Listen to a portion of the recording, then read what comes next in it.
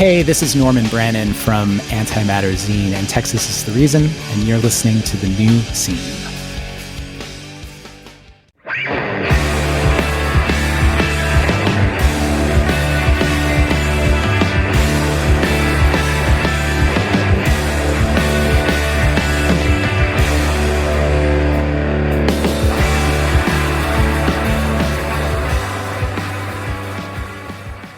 Hello, everybody, and welcome to The New Scene. I am your host, Keith, and we're back with another brand new episode. And on the show this week, we have the one, the only, Dan Yemin. Very excited to have Dan here. He has a very extensive resume, Paint It Black, right? We know them, we love them. They have a new record, Famine, coming out on Revelation Records. Dan's new band, Open City, has a new record, Hands in the Honey Jar, coming out on Get Better Records. Also, Dan is in Bitter Branches with the legendary Tim Singer. Not to mention all of Dan's previous work, Lifetime, Kid Dynamite. I mean, come on. The guy's resume is spotless, and we cover everything. That conversation is coming up shortly. But first, here's how you can support The New Scene. Follow us on Instagram, Twitter, and TikTok at New Scene Pod. Follow me on Twitch at The New Scene. Shirts. We have shirts available for sale at Death Wish Inc. Short sleeve, long sleeve, different designs. Pick one up. It's a great way to support the show. Reviews. Give us 5-star reviews on Apple Podcasts and Spotify. I'm on the push to get us over 200 reviews on each of those platforms, so I need your help. Leave a review, write a review on Apple Podcasts. It really helps us out. And you can always write me at newscenepod@iodinerecords.com. Also, don't forget to support Iodine Recordings. The new LP from Best X, With a Smile, is available now. Get it. The new LP from Garrison and Orange Island, their split record, that's out now. Pick that up. Dead Bars just did a second pressing of the Regulars LP. They're an excellent punk band located out of Seattle. Pick that up. Oh, and there's an excellent event at Generation Records on Sunday, November 5th. This is an event celebrating 30 years of Slip by Quicksand. And the event features Walter Schreifels, Norman Brannon, Melinda Beck, John Marcus, and Iodine's own Casey. They will be there talking about the band and the Quicksand book and everything else. I'm going to go to that for sure. So check that out if you live in New York City. That's November 5th at Generation Records in New York City. Also, there are some Darling Fire shows coming up. October 19th at Tualingua in North Charleston, South Carolina. October 21st at Monufest in Tampa, Florida. October 22nd at Rain Dogs in Jacksonville, Florida. October 26th at Born Free Pub in Tampa. And that's with Hey Thanks and Madball and a bunch of other great bands. And October 27th at Flickr in Athens, Georgia. More info on those will be posted very soon. And finally, Hey Thanks are playing Fest on October 27th. That's at How Bizarre with an excellent lineup of bands. Check it out if you're down there. Also, don't forget to support this month's sponsor, Evil Greed. Evil Greed is an online store and merchandise company based in Berlin, Germany. It's a carefully selected and curated roster of bands and labels. Every band you have ever known and loved is distributed by Evil Greed. Let's just take a look. I'm going to look through the website here and list off some bands that they distribute.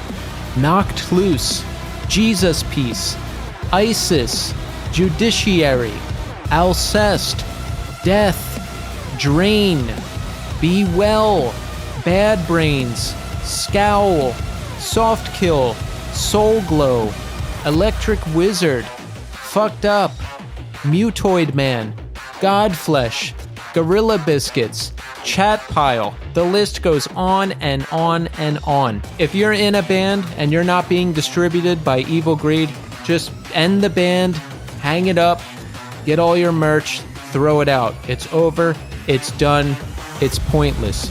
Evil Greed is the online marketplace for bands and labels to sell their merch. So if you're in a band, this is where you want to be. And for the rest of us, this is the place to buy all the latest and greatest merch. They have very fair, very cheap, and very fast worldwide shipping, especially to the USA. Check out the full line of merchandise at evilgreed.net and follow them on Instagram at evil_greed. You'll be the first to find out about all the latest merch drops. Okay, so let's talk music recommendations. Now, I hope you've all been following the excellent band End that features Brendan from Counterparts and Greg Thomas, who's been on our show.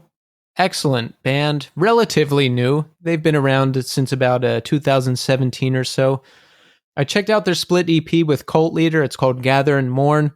I really like the songs on that. They've got 2 songs on that. Also, End has a new LP coming out October 27th via Closed Casket Activities. It's called The Sin of Human Frailty. And there's a couple singles out right now. The Sin of Human Frailty and Gaping Wounds of the Earth. Check it out if you're into that new modern vicious metalcore sound, right? That drop C, ugly, awesome stuff. I love it. I can't get enough of it. And End do it very, very well. Also, how about this? Dare I say, End has the best modern breakdown in hardcore in the song Necessary Death. Listen to it. Listen to the breakdown in that song and try to tell me there's something better out there. I mean, come on. This is really, really good stuff. So that's my recommendation for the week. I will add a song to the New Scene 2023 Spotify playlist. Check that out on Spotify. Follow it. I add all of my personal recommendations, all the bands that we've had on the show. It's a great one-stop shop to hear all the bands associated with the show. All right, so listen.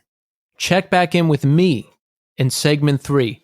I have a new review from Apple Podcasts. I'll read that. I have some Spotify feedback. I have some messages from people. I'm going to start reading the reviews in the end of the show, because I figure each week we can do a community thing at the end and read feedback from all of the listeners and different messages that come in and reviews. We'll do that. There's a couple other things going on I'll talk about. We'll cover everything. But right now, we are going to speak to Dan Yemin of Paint It Black and Open City. Enjoy. All right. We are here now with Dan Yemin. Dan, welcome to the show. Hey, thanks for having me. How are you? I'm doing great, Dan. And you know what? It's great to have you here. I feel like I've been saying this a lot lately, Dan, but you might be the busiest man in our scene. Lifetime, Kid Dynamite, Paint It Black has a new release coming out, your first in 10 years. Open City just came out with a record this year. You've done it all. You're doing it all. Oh, not to mention on top of all of that, you somehow managed to become a clinical psychologist. That might be a first in our scene. I don't know. We're going to figure it out. We're going to cover all that, Dan. But first, I want to ask you, how are you doing today? Today, I'm doing all right. A little stressed, but, that's probably par for the course. Thanks for asking. Of course. You're a parent, right? How many kids? You have one kid? Do you have more than one? 2 kids, an 11-year-old and an almost 14-year-old. Oh, wow. So you're just getting hit from every side. Bands, career, children. Yeah, getting hit. I don't know. In terms of demands from my time, yeah, I guess that's right. Doesn't feel like getting hit most of the time. Although today started off like a sitcom, and I was the punchline of the joke. But today felt like getting hit. But normally it just feels like maybe I'm overcommitted, overextended. What happened today? I was driving carpool this morning, and it's mundane, it's not interesting, but every street I turned down was closed for construction, which is also why I'm late coming back. So I'm trying to pick this other family's kids up, and I'm late, and I turn down another street to get away from this one street that's closed, and then like every street I try to turn down for the next 6 blocks is closed. Oh, And no. then I spilled coffee all over myself. Oh. So it was like, it's not interesting, but it was probably funny to watch if you weren't me.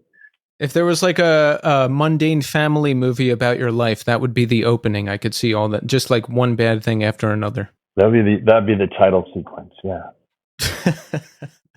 You live in Philadelphia? I do. Where at? Like West Philly. I don't know how well you know the city, but pretty close to where the universities are and everything. Cool. Yeah, I'm a former Philadelphia native. I lived there from 2003 until 2012, so I have much love for the city. Oh, cool! I didn't realize that. Yeah, I'm in Brooklyn now, but hey, I make it back there semi-often. Awesome! It's a great place to live. Absolutely. You've been there since 1992, correct? That's right. Yeah. I know in your early life you lived in New Jersey for a while. How did you land in Philadelphia? What was going on? I moved here for graduate school, and I stayed. Ah, I see. You got your master's and doctoral degrees from Widener University. Is that correct? That's right. Okay. So as you're in graduate school, if I have my timeline correct here, I guess Lifetime is going on at the same time. Yes? Yeah, that's when Lifetime is happening. So talk about the beginning of Lifetime. How old are you around when this band started? How did it come together? 22, and it came together as things did at the time, which is that I put a flyer up in the record store, my local record store, which was Vintage Vinyl in sort of Woodbridge, but I think technically Ford's, New Jersey. Oh yeah, I remember that store. Yeah, it was on Route 1, right off the Garden State Parkway, and it was about 15 minutes from where I lived at the time. So you put up a flyer in Vintage Vinyl. Who answers? Who answers? Rob Fish from Release. No. And Rob Fish answers.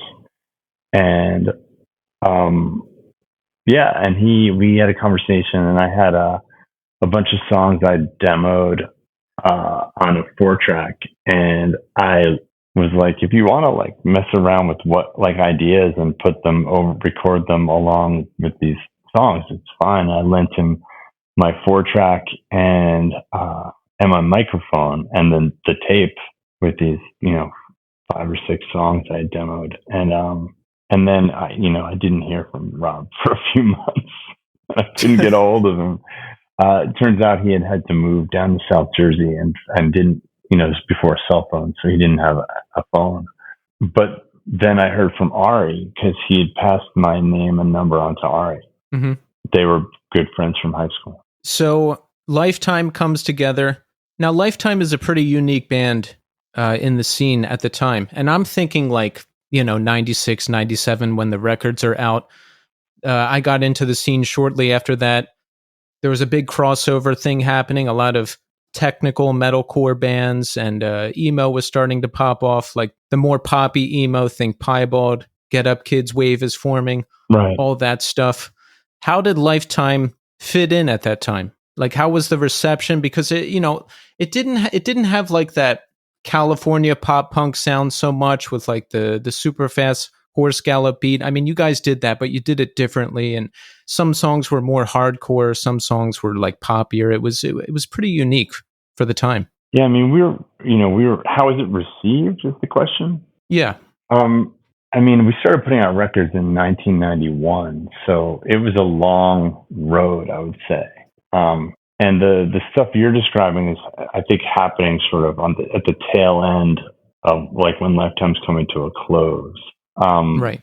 I think that initially people didn't really know what to make of us. I mean, I think the reference points for hardcore with sung vocals were, there weren't many reference points when we started out. I think there was like a little bit of Descendants and Dag Nasty, and maybe Reason to Believe was a reference point from California.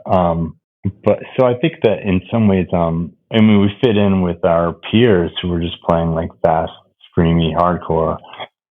We were all sort of grew up in the New Jersey and New York hardcore scene, and those are the kind of bands that we played with. But I think that it wasn't an easy fit at first, I would say.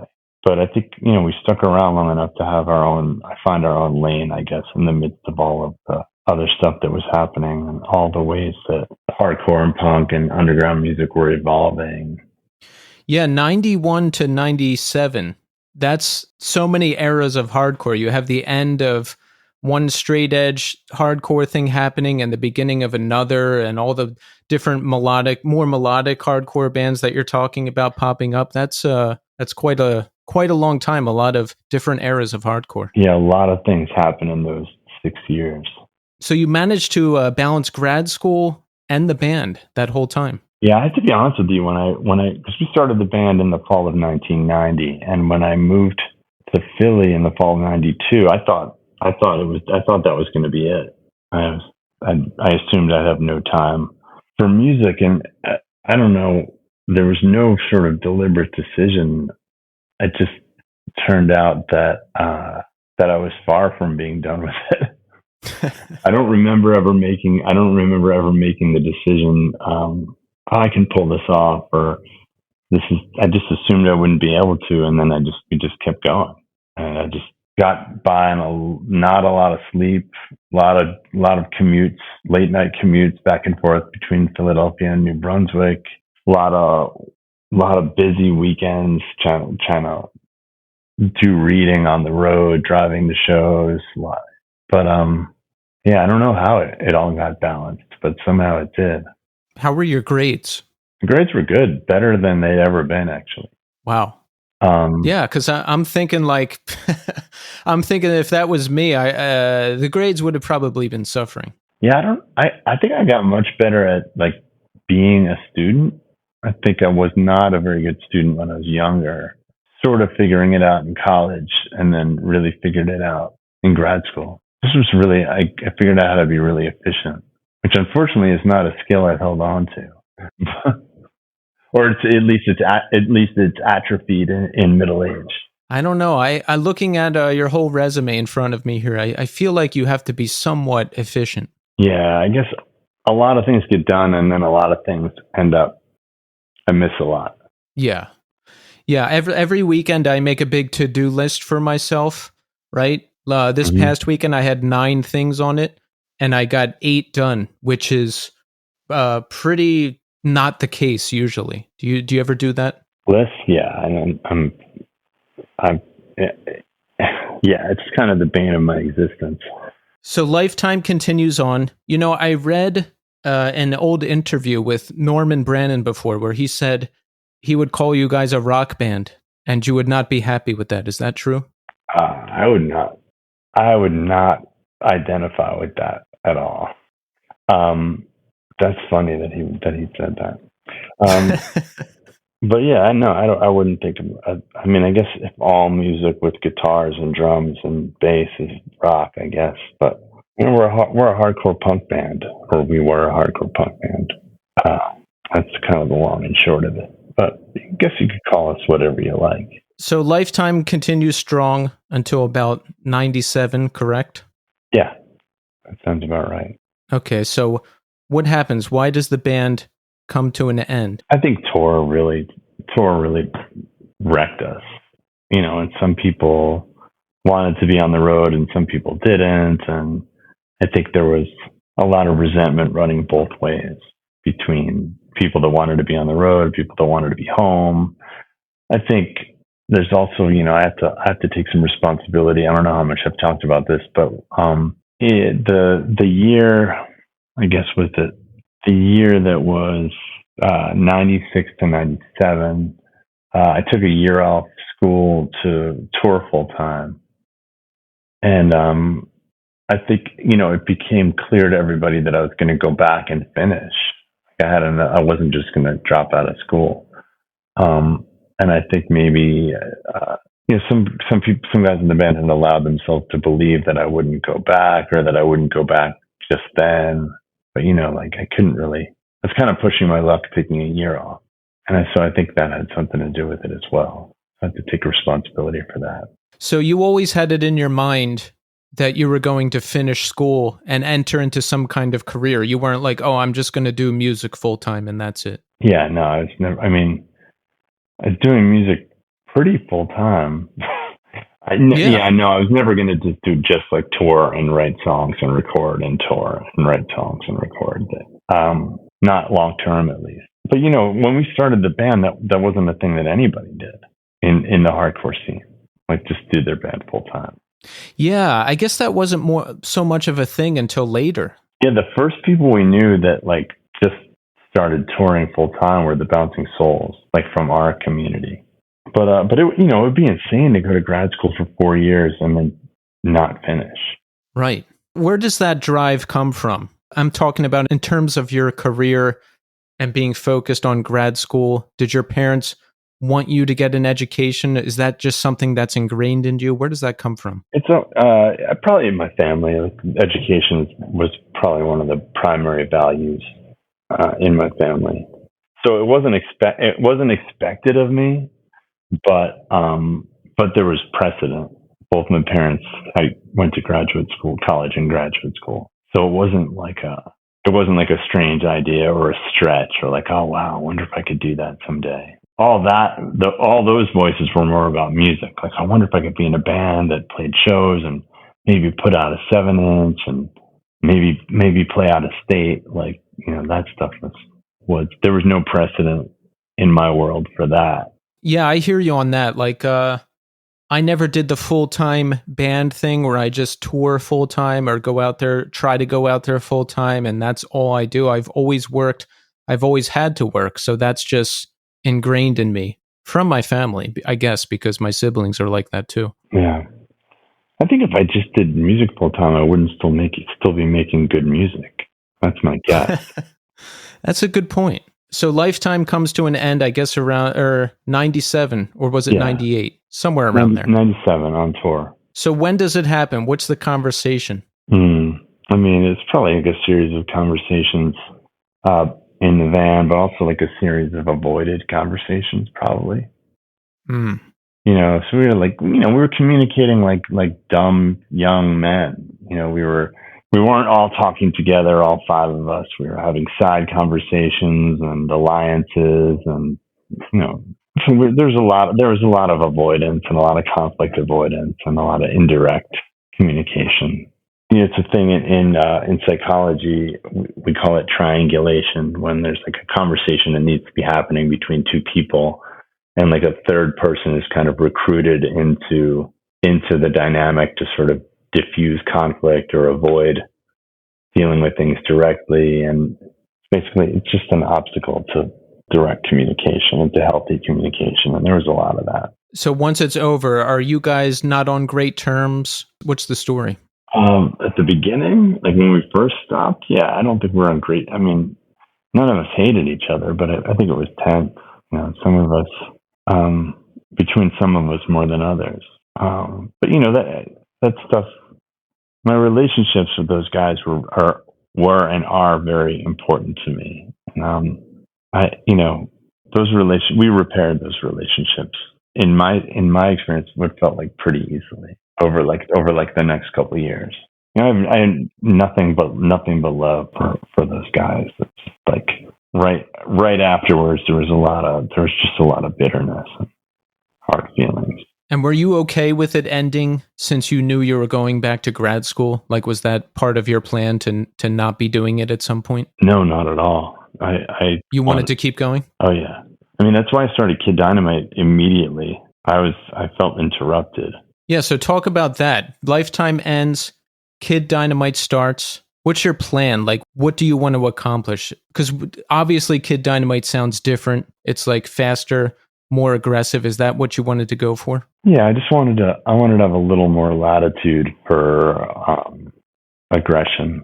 I felt, Lifetime always felt pretty aggressive to me, but I wanted to have a little more latitude. Like, there were certain things that we couldn't, like straight up screaming was a thing we couldn't do in Lifetime. We're just, it's not like I was missing it when I was in the band, but I wanted to have a little more latitude for both melody and aggression in Kid Dynamite. And when you set out, because, Lifetime sounded different, Kid Dynamite sounded different. It's aggressive and punk and hardcore, but it also has like the classic punk sensibilities of like Sex Pistols and those type of bands. Like, when you set out, Are you intentionally trying to do something a little different, or is that just how it shakes out? Different than what? Than like everything else going on at the time, because Kid Dynamite, again, I think stood out from a lot of bands at the time. I mean, I was never really interested in doing what was going on at the time. Right. It's like a little, I guess, too safe for me, but certainly I think we had the prime directive was that it was going to be a snottier affair. It's funny that you referenced the Sex Pistols, because I don't really think we were directly invoking like first wave British punk, although I love that stuff and it was foundational for me. But when we started Lifetime, if you had asked me like what's the first band you're thinking of as an influence, I would have said Dag Nasty. And if you had asked me the same question with Kid Dynamite, I probably would have said like. So we had a very strong debut record with Kid Dynamite. We're out there, we're doing things. Like, how was it for you? I mean, did you want to just be doing this full time? Were you done with school? What was going on? I did want to do it full time for at least a while. Like I wanted to, because I finished school and then I was doing my postdoctoral training, and we were like rehearsing obsessively, finding a singer, recording a record, and then my plan was as soon as I finished my postdoctoral training, I was gonna stop and just. Because then, there'd be nothing I'd left hanging, and then I just wanted to tour full time, just because not because I so much like wanted to make a living off music. That's always seemed to be, and that did not ever seem like the way to go about continuing to make memorable music. But I just did want to just like make records and play shows, and so yeah, it was exciting because when Kid Dynamite started playing shows and it was basically what had taken a Lifetime like 5 years to achieve in terms of just people being stoked on it. Just kind of came about pretty instantly. So that was exciting. Yeah. What do you think it was? Was everybody just older and more seasoned and knew what to do? You mean the people in the band? Yeah. There's that, but I also think the scene was different. Like Lifetime basically broke up when we were becoming a big band. And so I think, people were bummed they missed it. Yeah. There's this whole wave of people that got into punk and hardcore like right when Lifetime was coming to a close. So yeah, I think we knew what we were doing, and we knew how to get stuff. We knew how to get music put out. We knew how to get shows booked. But I think the scene was paying attention. The punk and hardcore scene in the Northeast, at least, was paying attention in a different way. For sure. I'm one of those people who came in right in the tail end of Lifetime in '98, and there was a lot of big things happening at that time. Yeah. And, when we started out, first like easily 4 years of Lifetime's existence, people didn't even know what to think of us. They were like, hey, I don't know, are they a hardcore band? I don't think they're a hardcore band. I guess they're kind of a punk band, but I don't know. And it's really important for people to, I think, categorize things. Even back then.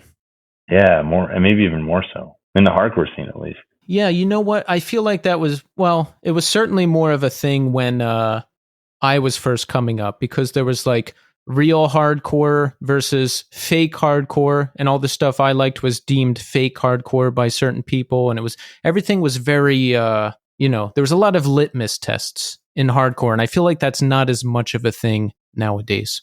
I hope not. Really. Yeah. I mean, people just seem to like whatever now. Yeah, it's like I was talking to, actually, you brought up Norm. I was talking to Norm about this recently, and it's like the idea of like, I don't know, the idea of telling people, like, you can't tell a bunch of people that are like, that they're not hardcore.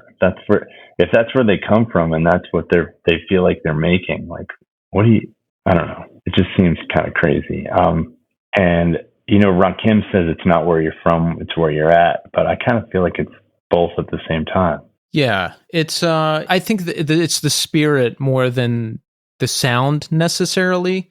Yeah. Like you could consider Fugazi a hardcore band. You could consider Fiddlehead a hardcore band. It's I think it's about like the spirit and what you're saying. Yeah. So Kid Dynamite continues on strong through the late 90s, and I was a big fan at the time. I always remember a positive reception to the band, no matter who you were playing with, and you played with a lot of different people. You played one of my first shows. I think it was Endeavor's last show at The Melody, and Dillinger's Escape Plan, I think, played that as well. Yeah. We kind of made sense playing with pretty much anyone.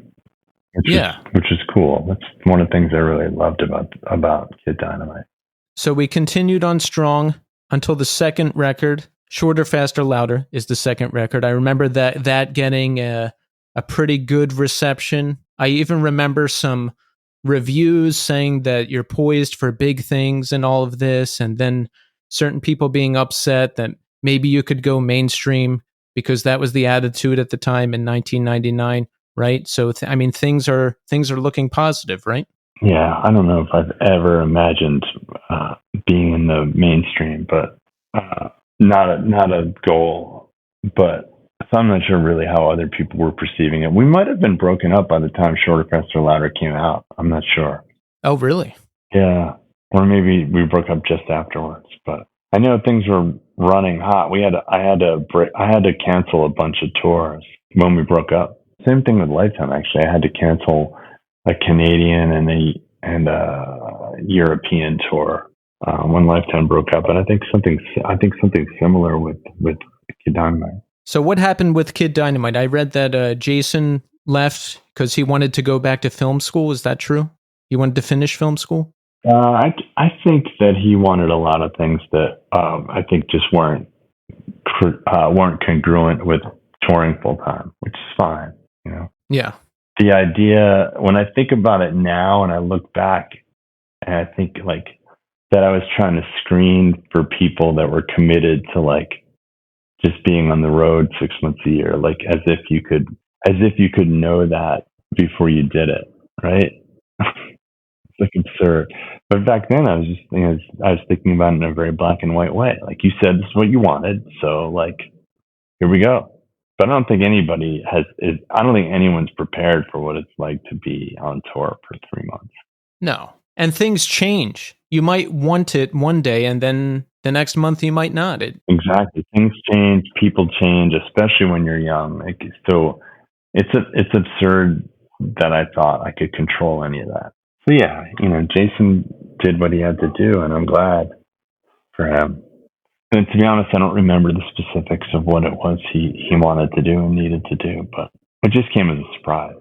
Was it disappointing? Yeah, it was terribly disappointing. I was crushed. Then I felt really defeated.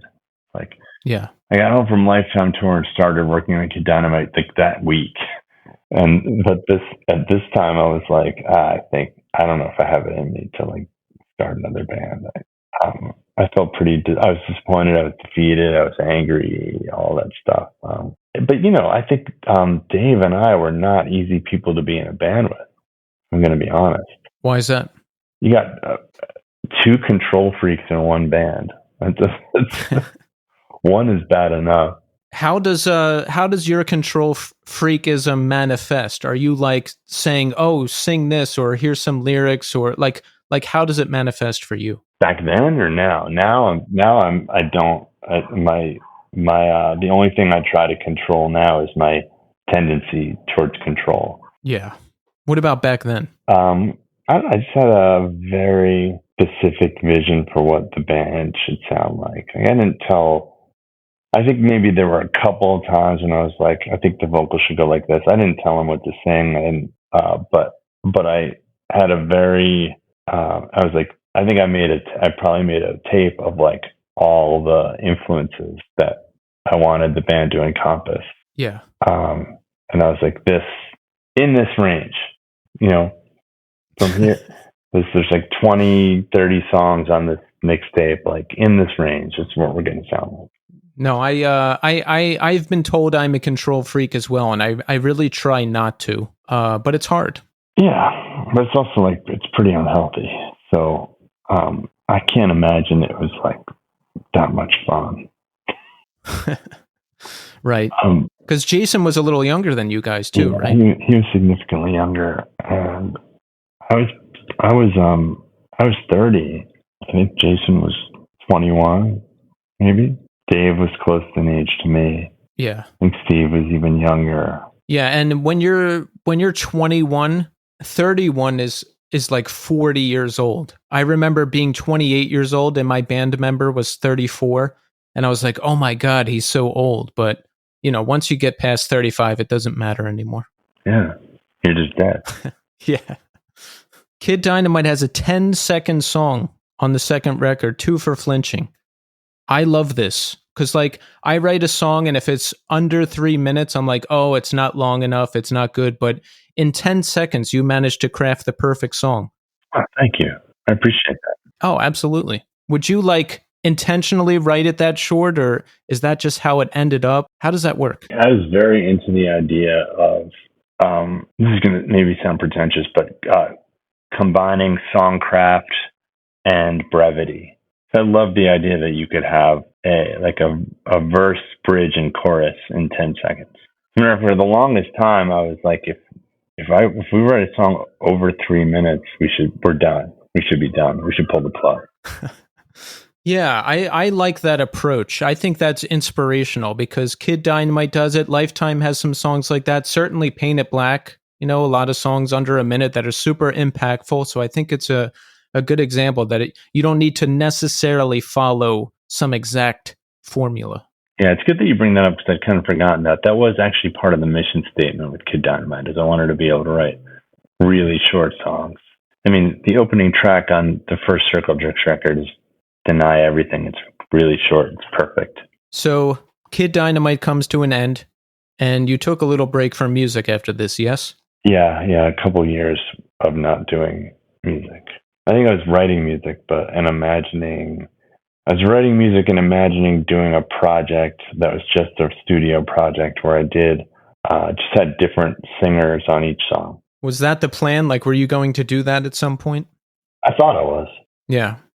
I know how that is with bands because I've read that, you started Paint It Black with yourself in mind as the singer and primary songwriter because you were just sick of bands ending because someone else left. And I've been in that situation a million times where I'm putting in all this work and, I want it to be everything. And then someone decides they're done and then that's it. The band is gone and I have no control over it. Yeah, it's really frustrating. I think as I've gotten older, I've just kind of realized that the whole notion of control is kind of absurd.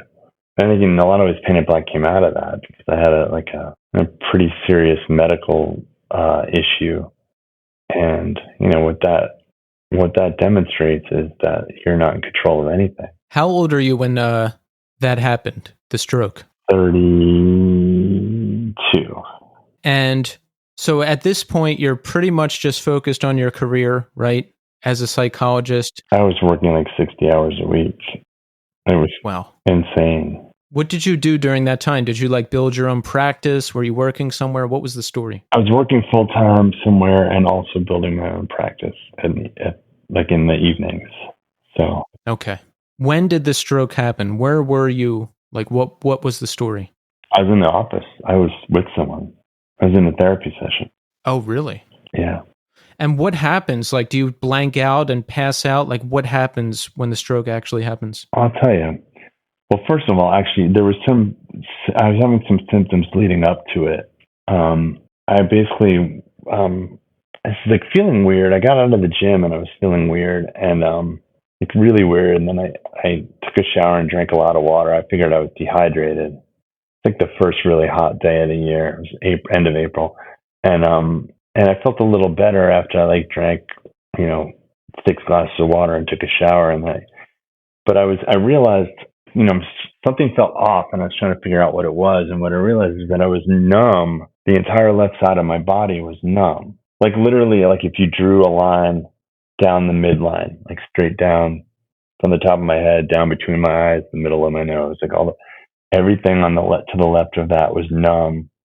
I could feel if you punched me or poked me, I could feel the pressure. But if you pinched, I couldn't feel the bite of it. Like I couldn't feel a needle or like a pinch.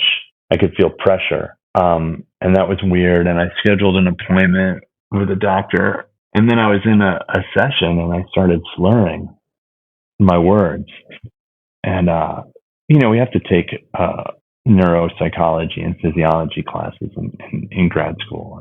And I just, in the moment, I just put two and two together. I was like, okay, I'm numb down one side. That's neurological. And now I'm slurring words. And so I kind of knew something was, I kind of knew what was happening. And I literally, I got up, I said, I'm sorry, I'm feeling ill. And I excused myself. And I told the administrative support person to like cancel the rest of my day and to reschedule the person I was with. And then I called campus security and I told them I needed to be taken to the hospital. And the only hospital they would take me to was the closest one, which is not a good hospital. Yeah. And one of my colleagues just said he would drive me down to Penn, which was like maybe 15 minutes on the highway or whatever. That's the best hospital in the area. And which is funny because now I could like walk into the street, lay down and roll downhill to the Penn emergency room. But like, but then, we were way up in North Philadelphia and I got in his car and he drove me. I figured if I called an ambulance too, they'd take me to a hospital that I might not want to go to. So my colleague Robert's driving me to Penn. And I don't know if you remember from when you lived here, but there's a thing called Penn Relays, which is like this big track and field event where like every high school and college track team in the Eastern like time zone comes to Penn for like a week of competitions in their stadium. And so what I didn't realize, it was Penn Relays. So like the exit for University of Pennsylvania Hospital was closed. And so he comes around to the next exit and we come up around campus through the back side and we just pull up into the main street, and we're like 5 blocks from the emergency room and the street is just clogged with buses from all these schools. And I'm sitting there and this guy's in the passenger seat and I'm watching the light go from red to green to red to green to red to green. Oh. And finally I was just like this. I literally remember thinking I'm going to die in the passenger seat of this car. So I just got up. I said, thanks for the ride. I got out of the car and walked the 5 blocks to the emergency room. Yeah. And so that's the story. Wow. When you actually get in there, what happens? Do they have to do surgery? Like what? No, but when you come in with those symptoms, they fast track you. Like you're just like, they're like, oh, you're going right back. No, I didn't need surgery. They had me up for an MRI pretty instantly though. And I was half expecting, on one hand, I knew what was happening because I knew the symptoms. But on the other hand, I was like, they're going to come back and tell me I'm overreacting and there's nothing there. But that was not the case. That was not the case. Yeah. So they said, you're having a stroke. You had a stroke. Wow. Yeah. That's intense. So it was after this that you decided you were going to get back into music, right? Yeah. I got lucky. Like I didn't have any real permanent damage. Yeah, that is lucky because things happen a lot, right? You can lose some feeling. You can lose some feeling in your face, or you could like slow down or talk differently. There's a lot of different things that can happen, right? I think my speech was affected a little bit. It's little, but not in any way that anybody else seems to notice. I see. I think it takes a little more effort to enunciate things really clearly and sharply. I was so grateful to be alive at the time. I don't think I really reckoned with that for a few years. Like really even allowed myself to notice it. How soon after this do you get Paint It Black started? And what inspired you? Like what specifically inspired you to want to jump back into music? Gratitude, I guess. Yeah. Like it's like one of those cartoons when someone's been like shipwrecked or stranded at sea and they get back and they like literally kiss the ground. Oh, right. That's what Paint It Black was. So how soon after the stroke did you start piecing it together and working on this? I don't know. It was sometime that year. Probably certainly within like 4 or 5 months. Were you worried at all? Because if I almost had a stroke and then I was like screaming in a band, I'd be worried that I was going to like pop something in my head or something. Well, I mean, was I worried? I don't know. I mean, I don't think I've ever stopped being worried, really. I see. It's like always looking over my shoulder. Well, what are you going to do? Like wrap yourself in Nerf and just like stay inside? That's no way to live. No, it's not living. I try to avoid being reckless. I would, after that, I never got on my bike without a helmet. So Paint It Black got started in the early 2000s. How did it feel to be fronting a band? I imagine that had to be like super fun. It's like actually kind of weird and stressful and way harder than playing guitar. It's like you're the center of attention in a way that's kind of unfamiliar. And I found it more physically taxing. It was new and it was different. It was, of course it was exciting, but I was excited to be writing lyrics, I think, too. Yeah. And Paint It Black has a pretty heavy political focus. Is that part of you? Like, are you pretty politically conscious and outspoken? Yeah. Yeah. I've always been most comfortable with punk as like protest music. Where does that come from? How did that develop? I don't know, man. I mean, I grew up in the Reagan years listening to hardcore. That'll do it. Yeah, I don't want to give the long answer is like a little tedious, but if it's not apparent what that means, then just do some research. Reagan was like a catalyzing figure in the 80s, and he's on the cover of a lot of records, and his picture was on a lot of flyers. And my first hardcore show was Reagan Youth. A lot of bad things started during the Reagan years, and especially in terms of like economic what's the word I'm looking for? Economic inequity, disparities, and inequalities, and everything. Yeah, exactly. Like that was that was sort of I think where the mission of the Republican Party to isolate wealth in a very small segment of the population. That's where I think that really coalesced during the Reagan years. Yeah, I get it. I didn't even really think about politics at all until I got involved in the hardcore scene, and that kind of opened my eyes. That was the beginning of opening my eyes to see what's really going on, and I'm pretty grateful to the scene for that. Yeah, I think it all happened at the same time. Like I was, a high school student in a very conservative town, and like reading the news every day and like getting into hardcore punk at the same time. There's a lot of crazy stuff that just like happened in a normal day in high school and during those years. Yeah, you're kind of indoctrinated with it without even realizing it. When I was young, I didn't pay attention to politics at all, right? And I grew up in a pretty conservative, pretty much all white town, lower middle class. And I didn't pay attention to politics at all. And if there was like another candidate if there was a Green Party candidate in the mix, like against the Democrat and the Republican, I'd be like, oh, that's stupid. Who's he? Like without even knowing anything, you're just indoctrinated with that. Or right. I don't know, like people would talk about how the government was against us. And I'd be like, wait, why is our own president against us? What do you mean?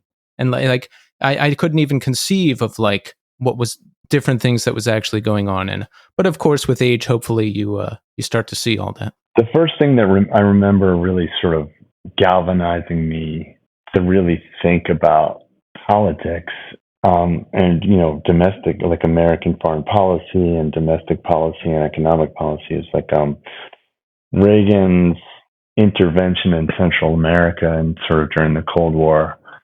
And that when I was reading about that, this sort of view was that it was like that we, the U.S., the CIA, or whatever, would interfere in, in democratically elected governments if the government was socialist.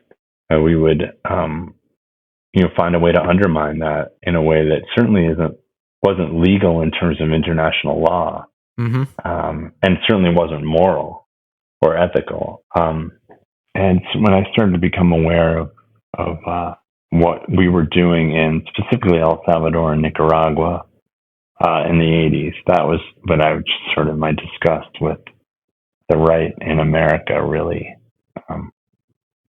started to coalesce. And then that was the same time the alliance between the Republican Party and the evangelical, like, fundamentalist community started to coalesce as well. There's this organization called the Moral Majority that was sort of the embodiment of that. And that's still a strong alliance today. Yeah. You know what it was for me? The financial crisis in 2008 and how that whole thing was handled. Yeah. I remember seeing a paper and they're like, Obama has to sign this $700 billion bailout bill or we're all in big trouble. He has to sign it. And I remember seeing that and being like, oh my God, I hope he signs it or we're in big trouble. And he signed it. And then all the CEOs of banks just wrote themselves giant checks. And after that, and then there was a documentary about it a couple years later, the one Matt Damon narrated. Mm-hmm. And after that, I pretty much lost all faith in the people who represent us on either side. Yeah. It's a sad state of affairs. No doubt. But Paint It Black, not a sad state of affairs. This is an excellent band that you are fronting, and we're starting out strong in the early 2000s, right? Again, I remember you guys starting out strong. I remember the live shows being very raucous. And again, kind of a band doing something different from a lot that was happening at the time. Paint It Black has that classic hardcore punk feel. Yeah. I'm struggling to sort of really recall what the trends were in hardcore at the time we were starting out. So I just make the music I'm interested in hearing. That's a good way to do things. Yeah. And of course, I think the band has changed a lot over the years. It's become a thing that's like sort of grounded in the traditions of hardcore punk, but aiming not to be constricted by them. So what's your approach in that case? Like if you're operating within those boundaries, but also don't want to be specifically defined by them, what is something that you'll do differently? I think that what happens is that there's none of our musical influences. The door is open to any of our musical influences. I think they manifest in ways that sound congruent with hardcore punk, but they're coming from all over the map.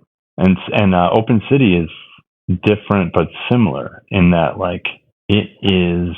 I think we reform to pay our respects to a specific aesthetic in, like, underground punk, but it incorporates sort of everything that we find interesting. Yeah. But it's sort of embedded in the I guess the tropes of hardcore punk, so that it doesn't sound, I don't think it sounds like people shoving a bunch of styles together. I think it sounds like a punk band that, sometimes plays fast and, but we're influenced by, like, noise and krautrock and post-punk and Britpop, even Broadway.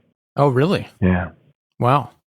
Yeah, I think that's how you get some of the most interesting music is if you pull from any influence. Like I'm putting together a band now, right? And it's kind of heavier, but I'll pull from like Blue Tip or Jets to Brazil or bands that don't sound anything like what we're doing. And then I'll take that and try to put it into what we're doing. And I think if you do that and pull from a wide variety of influences, you can come up with some really interesting results. Yeah. And sometimes I don't even know, like, I couldn't even identify exactly where it's coming from until afterwards. Yeah. And then sometimes it's like, one of us will be really working on a song and somebody else will bring an idea about how we execute something or how we transition from one place to another. And it's like, oh, it's coming from, oh, I see. That's like a Jesus Lizard thing there. Or like, oh, it's like a Fugazi, that transition's like a Fugazi thing, or even like what would they have done on the first Nirvana album? Like moving from this vibe to this vibe, but it's never deliberate, but it's more like noticing after the fact, like, oh, I see where that came from. So I don't know. It's nice to be able to make music with like-minded people and not have any of those doors closed in terms of where where we pull influence from. Absolutely.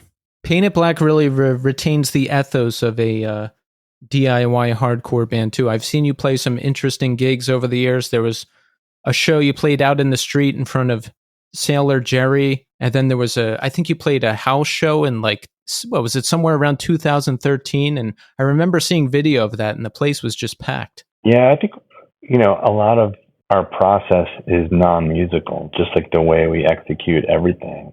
Like how we do shows is like always a process of curating.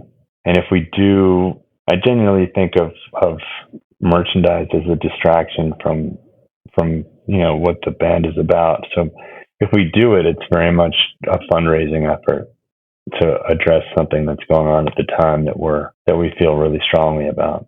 So if you're doing like a merch drop or something like that, it's not necessarily for you guys. There may be a charity involved. Yeah, always. I like that. It's a good way to give back. Yeah. Now, Painted Black has your first release in 10 years. Famine, the LP. Yes, this is coming up. Yeah, a 12-inch. Oh, a 12-inch. Okay. Well, still very exciting. But talk about this record a little bit. Where have you guys been? What has been going on? How did we start deciding to release this record? I mean, I think we've been working on it in one capacity or the other since 2019. And then, nobody wants to talk about the pandemic, so we're not going to talk about it. But obviously, things slowed down. And we're bi-coastal, so it's been hard. It's hard to get together. Jared is like a session musician, so he's gone a lot of the time. I think in 2019 we were able to get access to him for a total of like 4 days. Oh wow! And when I found out he was going to be in Philly for a few days, I just like canceled I cleared my calendar for like 3 days, and we just like practiced like 12 hours a day. And then at some point, I'm like getting on those guys to get together and practice out in California. And this is like, still I was in that zone where I'm like, I wasn't thinking of getting on an airplane or anything because of COVID and all that. And then at some point, I'm like harassing those guys to get together, and I'm like, this is stupid. Like, if I don't go out there, like I can't just expect them to do stuff without me. So I think by the time when we decided it felt safe to get on a plane, I went and we spent like another like 72 hours just like we were just in Jared's practice space like all day, like dusk to dawn, just ordering food and coffee and just working. And originally I think this was going to be another 7-inch, and then it just became clear that there was a lot more to say, and so that that extended the process too. And then, we had to, like, we think obsessively about every aspect of, like, how we present things. So we're trying to think of who we would work with to put it out and, like, where we would record and all that stuff. And all those decisions take a long time for us. Mm-hmm. So, the band was never on hiatus. The band is just all over the place. Yeah, as we get older, there's more and more responsibilities, so it just seems to be the way that it goes. Yeah, I think when we started having the conversation about, like, let's just, how are we going to get it together in person again and write, it had probably been like 5 years since we'd put out a record. And here we are. And now it's been 10. But I'm really excited. And same thing with the Open City record. Like this, the Open City LP is coming out a month before the Painted Black record. And for a long time, I wasn't sure it was going to happen. I was going to say, this must be a very exciting year for you, because we've got Open City, Hands in the Honey Jar coming out on October 6th. And then we've got Painted Black, Famine coming out on Revelation on November 3rd. Yeah, Hands in the Honey Jar is coming out on Get Better Records, who were a Philly label, now relocated to Los Angeles. And, Open City came together because Painted Black slowed down when Jared moved to California. Right. So you guys wanted something local, right? That you could, where everyone was just there. I remember approaching Andy saying, like, we got to do a band. Well, first of all, like, I want to play guitar again. Second of all, we got to do a band where everybody lives here and they, like, remember when we used to practice every week? It was like one night a week. We always got together and practice unless somebody was like sick or on vacation. Like, we got to do that again. Because like Painted Black was bi-coastal. Andy was in Ceremony at that point, and his whole band was in California, except he was in Philadelphia. And so we were both in these bands that were like, let's just say, challenged geographically, and that made like logistics kind of complicated. And so we, but it was cool because it gave us a chance to work with some people that we like had long admired and finally got to play with. Yeah, that's exciting. Yeah, so we've been watching Chris play drums for Ted Leo and the Pharmacists for years. Just like, I'm like, wow, he's so amazing! Holy crap! And same with Rachel. We'd watch Rachel play in Bridge and Tunnel and Zombie Dogs, and just seeing her around the Long Island hardcore scene, and then she moved to Philly, and so we really had this combination of people where like we felt really privileged to even be like writing songs with them and playing shows with them. So it was really exciting, and then that band became bi-coastal too. It's like, wait, who moved away? Well, Andy is the bass player for Painted Black and for Open City, and he moved to California right before the pandemic. So now you're back in the same situation. Yeah, what are you gonna do? And then I joined Bitter Branches because, I mean, 3 reasons. I like the people, I like their music, and we practice we all live in Philadelphia and practice every week. Yes, Bitter Branches with the great Tim Singer and many other talented players. Another excellent band you're part of. It's another situation where like I can't believe my good fortune, Yeah, I want to do a quick count here. Let's see, that's 1, 2, 3, 4, 5 excellent bands you've been in or are in. Pretty amazing, right? I've been lucky. Yeah. I've been lucky. I think it's like it is much more about persistence than talent. So I don't know. I love playing with people that I have a lot of respect. I love playing with people that I have like a lot of musical respect for, and that I have like just good energy with, and each band speaks to like a different part of me, I guess, and a different part of me speaks through each band. Oh yeah, definitely. They each have a unique sound, and you're covering all bases: bass, guitar, and vocals. Do you have a favorite out of those 3? Man, well, you notice nobody's mentioned drums, and nobody will let me near a drum set. Do I have a favorite? No, there's something I like about each role that is different from the others.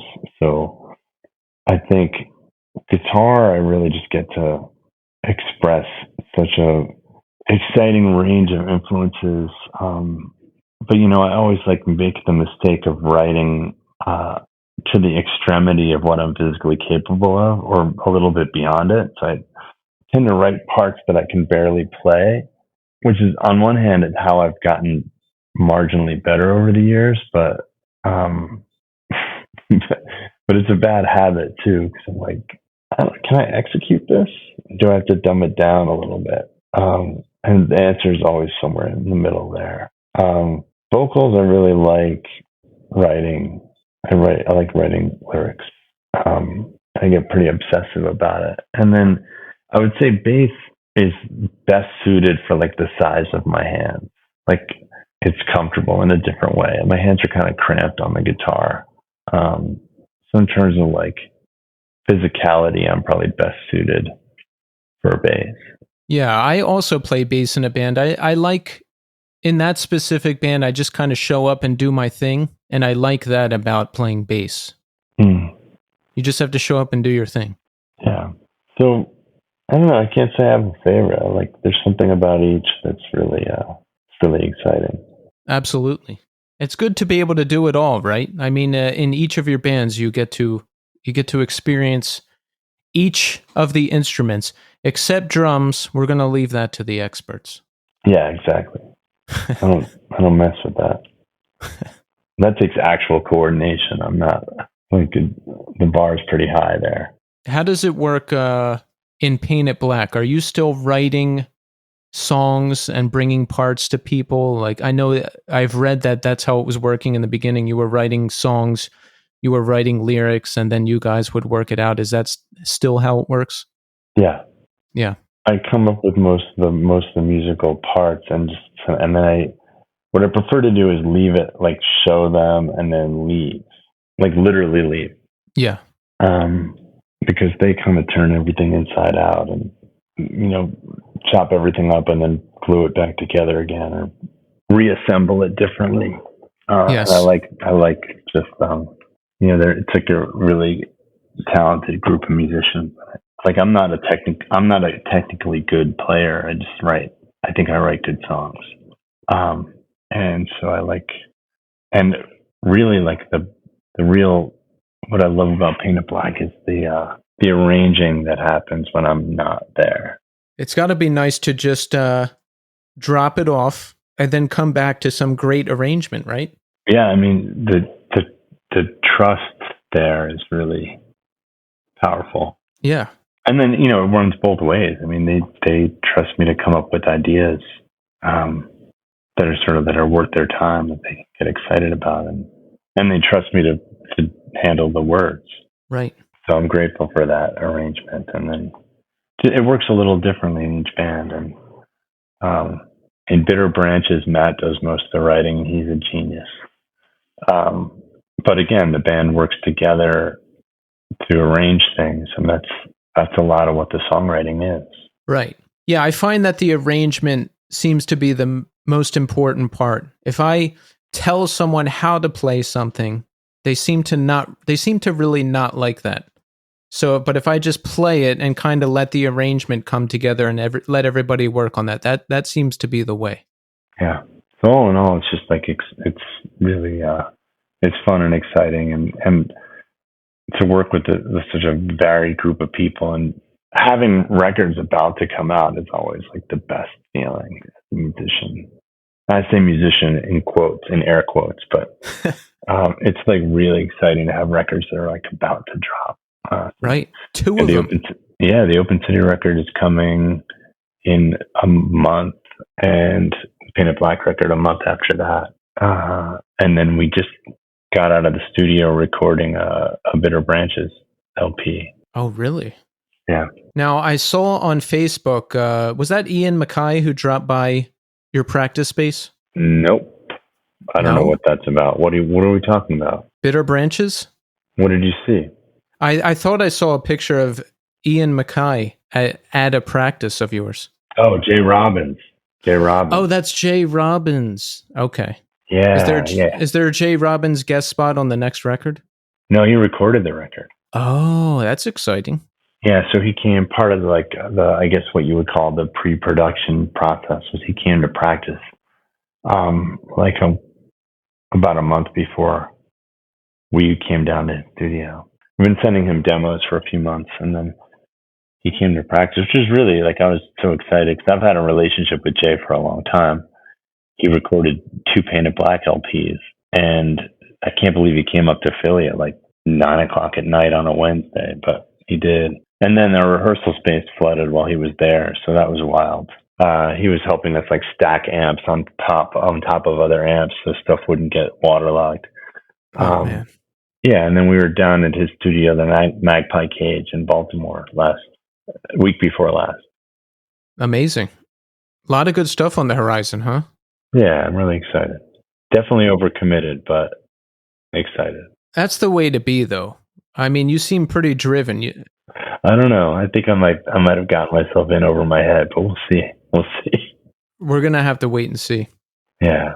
I wanted to ask you, too, about when Lifetime got back together. Was that prompted by Fall Out Boy citing you as an influence and you going, you getting that tour offer with them? Oh, God, no. We also didn't have a tour offer from them, and we didn't tour with them. You didn't tour with them? I thought you did. No, it's not a thing that ever happened. The bass player from Fall Out Boy did put out the record because he had a label for a while. But no, we got back together because there was, well, I don't know. It's a long story, and it's a matter of public record, so it's not that interesting. Give me the short version since we're here. There was this hardcore festival called Hellfest, which is not the same as the Hellfest that currently exists. I don't think. I think there's another one, but the one in Europe. Oh, right. Yeah. This is the whole Hellfest debacle. Yeah, and it's been this thing that was started out, in like a VFW hall, and it got a little bigger every year. And then this one year, it was supposed to be at like a monster truck arena or something like that in Central Jersey. And each year they've been offering us money to play, and that never felt like a good reason in and of itself. But then this one year they offered us a kind of an obscene sum of money to donate to the charity of our choice. Mm-hmm. I think it originally came out of them trying to do fundraising to keep CBGBs open, but then it changed into something else. And so at that point, we were well, that's kind of like a cool opportunity to do something good, and like the least cynical reason we could think of to like play together again. Yeah. And I think it started out as like a bunch of emails back and forth. I'm like, am I crazy, or does this not sound like a totally bad idea? And that turned into like some sort of mounting enthusiasm, and then we started practicing. And Pete lived in the Bay Area at the time, and the rest of us were in Pennsylvania and New Jersey.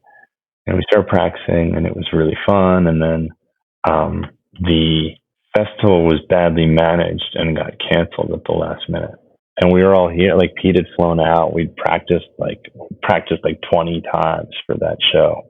Like, a lot of practicing. And then, we have a lot of friends that do shows. And so people were able to put together like a Friday, Saturday, and Sunday shows for us. And they were just so much fun that we started playing again. That's awesome. Yeah, I was at that show. It was you guys and 108 this one night at Starland, I think. Starlight Ballroom in Philly, yeah. Yeah, that was a good time. That was I think the first night was the Trocadero, the second night was at Starlight, and then the third night was at Stone Pony in Asbury Park. So how did it feel to be playing together again after all that time? It was fun. It was just, in some ways felt like no time had passed, and sometimes felt like an entire era had passed. But It just felt really good to be playing together again. They're some of my closest friends, so. That's awesome stuff. Well, listen, we want to remind people, we've got 2 records coming up. Painted Black, Famine, that's out on Revelation Records November 3rd. And Open City, Hands in the Honey Jar on Get Better Records, that's October 6th. That we have to pick those up, right? Yeah, they're good records, I promise. Yeah. No, Dan, looking at your resume here, you don't miss. You do not miss. I've liked everything you've done. Well, that's really kind of you. I appreciate that. Of course. What about upcoming gigs? Do you have anything booked with any bands where we can come see you? Yeah, we have. Right now, the only things we have booked is Painted Black has some stuff. Open City's harder because Rachel is a professional bike racer, and she's pretty much spoken for every weekend except for like February and March.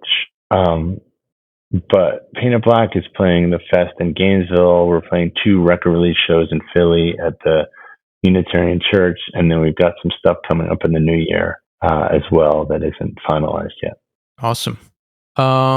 Is there anything else we didn't cover? I think we got it. I really appreciate the time and the interest in what we're doing. Yeah, of course. Dan, I've been listening to you since I discovered this music, and I really appreciate everything you do. So I just want to say thank you so much for taking the time to come on the show. I'm happy to do it. It's nice talking to you.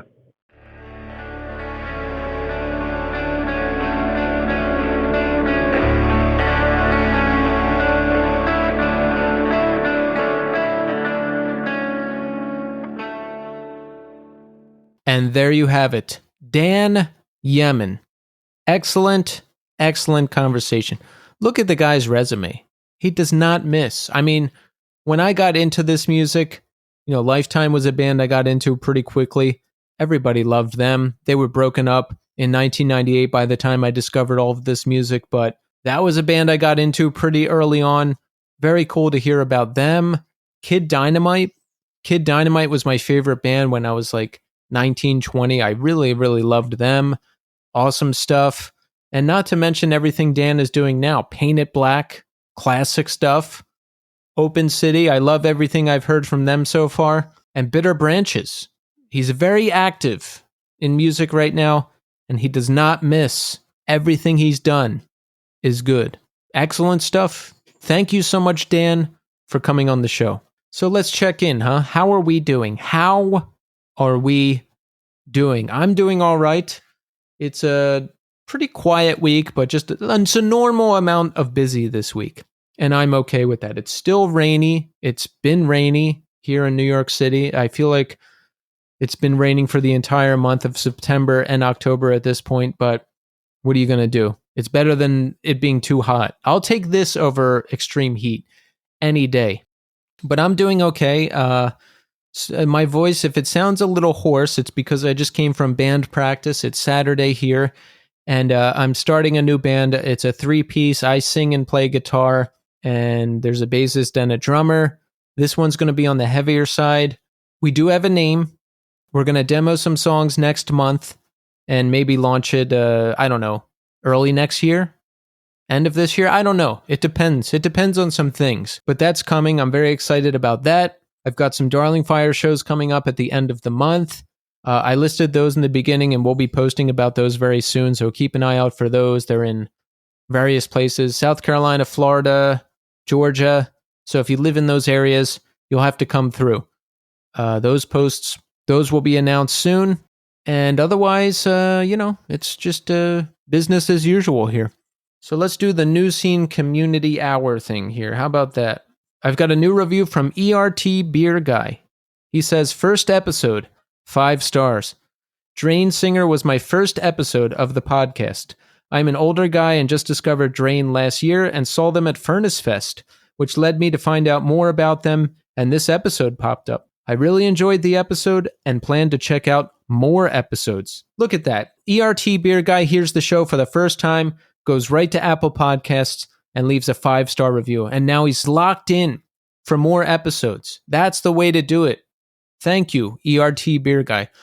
So that brings us to 135 Apple Podcast reviews. Look, I need to get us over 200. I have to get us over 200 on Apple Podcasts and Spotify. We have a long way to go on Apple Podcasts. So if you have not left a review there yet, if you're not going to write one, that's fine. Just go open up the podcast app thing and hit the 5-star button. That's enough. But if you really want to, you can write a review too. And I think on Spotify, we're at 185. So we only need 15 more to get us over to 200 on Spotify. Help. I'm asking for your help. Let's do this. Speaking of Spotify, we have some Q&A for a couple episodes. Episode 195 with Sammy Siramataro of Drain. Bob McCobb said, one of the best new music pods. You hear that? That's amazing. He's talking about us. I love that. Thank you, Bob. Episode 194, Sal Ellington of Rebuilder. Mike Golan says, great episode. Cool that Iodine picked these guys up. I agree. Thank you, Mike. We know Mike. I was just hanging out with him last week. Thank you, Mike. Much appreciated. And that is it for Spotify feedback. And you know what? I like when people go through and listen to the whole show or most of the episodes. I've been talking to someone from the band Intent Accident. Check them out. They heard me talking about how I'm starting a new band and messaged me and they were like, hey, is your band on this show? And I said, no, not yet. It's not launched yet. But I thought that was funny. I like when people go through and listen to all the episodes, right? And they'll ask me about stuff and I've completely forgotten about it by that point. So it's kind of trippy. I record this show every week and put it out there, but I forget that people actually listen to it and, actually care about stuff that I say sometimes. So it's cool. It's cool. What else is going on? Okay. So it's October now, Halloween, all that good stuff, right? So I wanted to watch the Jeffrey Dahmer show again on Netflix because I watched it around this time last year and it was really good. And I want something creepy to watch, Halloween, and there's nothing else good out right now. So I'm like, let me watch this show again, right? So I watched the show again, and it was good. And so I get like sucked into that case, like it just because it's just so out there. I like start reading stuff and watching court videos and all this stuff. So that brought me to Reddit, and Reddit can be insane. There's this Reddit page of Jeffrey Dahmer conspiracy theorists, right? And the angle is that I don't know, all the victims that he killed aren't dead. Some of them are still alive and living in Florida. And one post I read said that after Jeffrey Dahmer killed his second victim, the FBI came to him and his parents and said, okay, your son is going to take the fall for this massive criminal conspiracy. And because he murdered this guy. So he will be our crisis actor in this big plot. And that Jeffrey and his parents went along with it. It was so insane. I kept reading and reading posts on this Reddit to see like what the angle was, like why is Jeffrey Dahmer a crisis actor in this large criminal conspiracy? Why did the FBI set him up? And it was insane. I couldn't find an answer. The problem is, okay, here's the problem. There used to be dignified crazy, right? Back in the day before the internet. Maybe you had some weird thoughts, or maybe you bought into a conspiracy theory, whatever. But then, you get older, you get hobbies, you get a boyfriend or a girlfriend or a partner or whatever, and you forget about it. But now there's community crazy, okay? And there is an insane community for anything online now, even Jeffrey Dahmer conspiracy theorists. So they all get together and they just come up with these insane theories that make no sense and aren't plausible. But I guess Reddit is rife with that, and that's like a thing. Like people think there's a conspiracy for everything, and I don't know if these people actually believe it. Like maybe it's just fun to go on Reddit and pick things apart with other people and call everything a conspiracy. I don't know, but it was pretty wild stuff. I don't remember the name of the page exactly, but I'm not going to plug it because look, they don't need more people going over there getting their heads all mixed up. So I thought that was pretty interesting. So yeah, that's about it. It's a pretty quiet weekend here. Did band practice, finishing up all the podcast stuff. Probably going to watch a movie later. Equalizer 3, I think, is available to rent now. Huh? That's a great series. It is ridiculous, I know, but it's just the right amount of ridiculous. And I'm looking forward to watching the third installment in that series. So that's it. That is it for this week. But you know me, I'm here every single week, no matter what. As long as I am alive and conscious, I will be here to deliver another episode of the show. Now, early in the show, I mentioned End, right? And I said, Necessary Death has the best modern breakdown in modern hardcore. And by modern hardcore, I mean like 2016 and forward. So we're going to end with a clip of Necessary Death, and you tell me if you agree with me. I'm back next week with a new episode and a new guest. So thanks everybody for listening, and until next time.